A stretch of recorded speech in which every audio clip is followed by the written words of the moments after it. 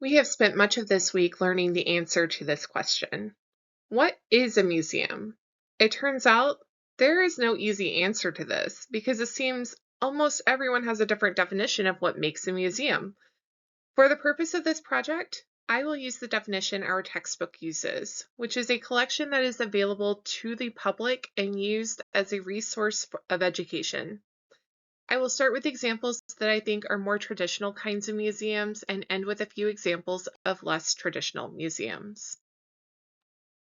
When I think of a museum, I think of things like art museums, history museums, and interactive science museums.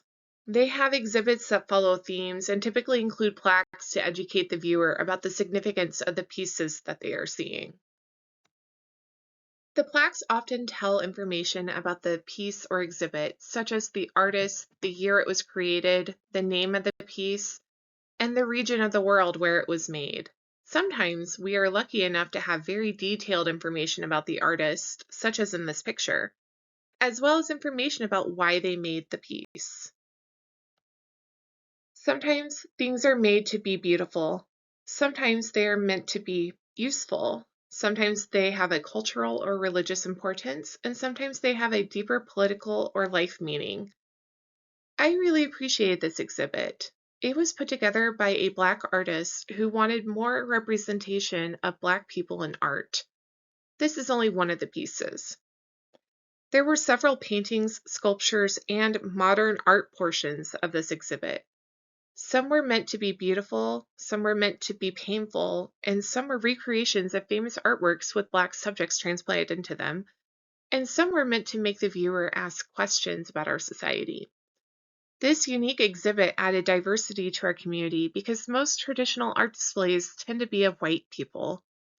This was a great example of a museum providing a space for deep and meaningful discussions to be born. My favorite and most meaningful part of visiting a museum is learning something. It can be about the art, the artist, the region, the culture, or so many other things.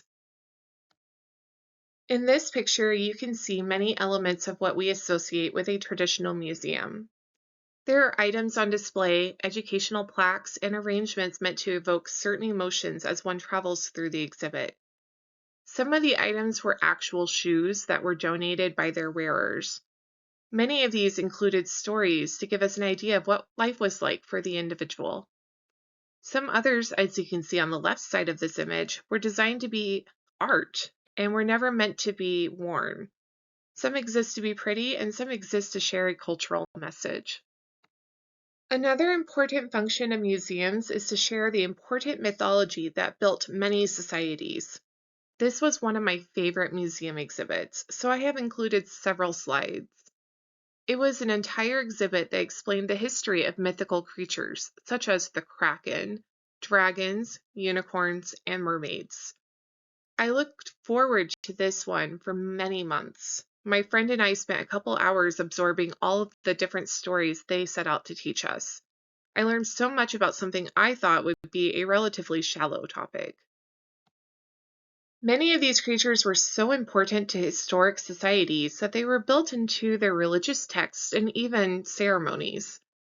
It was also interesting to see that similar creatures were described by many different cultures who had no contact with each other.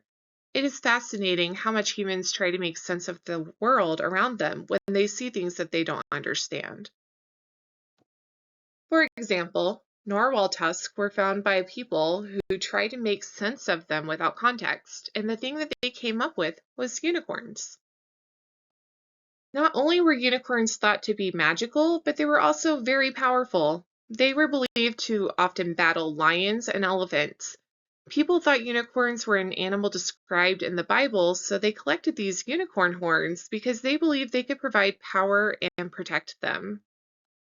Museums also serve an important function in preserving, honoring, and helping us to remember tragic events.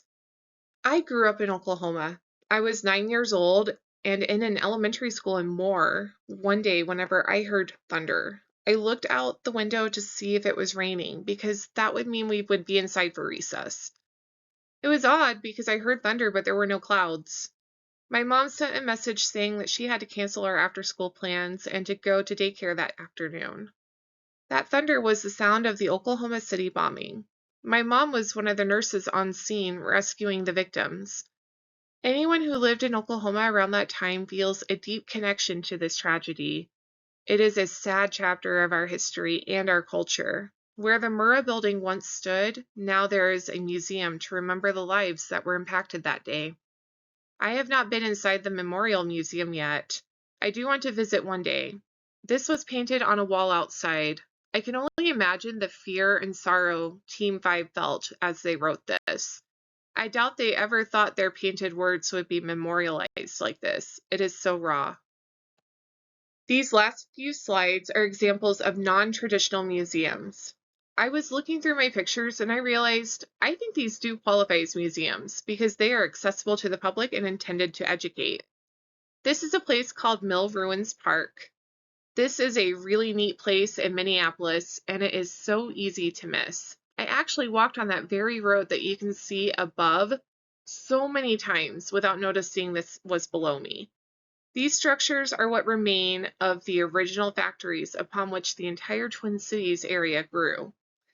It is interesting to note that the modern-day city of Minneapolis is actually on top of this. The original city used to be much lower. This is one of the plaques that can be found around the Mill Ruins Park. It explains what the buildings were, why they were important, and how the river shaped the economy and communities that flourished around it. This is valuable because it gives the community a sense of history and allows visitors to view a snapshot of what the city was like in its early years. If you go to the historic part of Oklahoma City, you'll see these plaques from the Oklahoma City Historical Preservation Commission. I don't think people would think of this when they think of a museum, but this certainly does the job of educating the public and is accessible by everyone. I think it is cool that we can still see what some of the oldest buildings in Oklahoma City looked like. Architecture is so important to societies. It shows what the people thought was beautiful or practical. It shows what materials were available and how they survived the unique challenges of their climate. These buildings show us what these cities used to look like. The preservation projects of many cities add so much cultural richness and historical depth to their communities.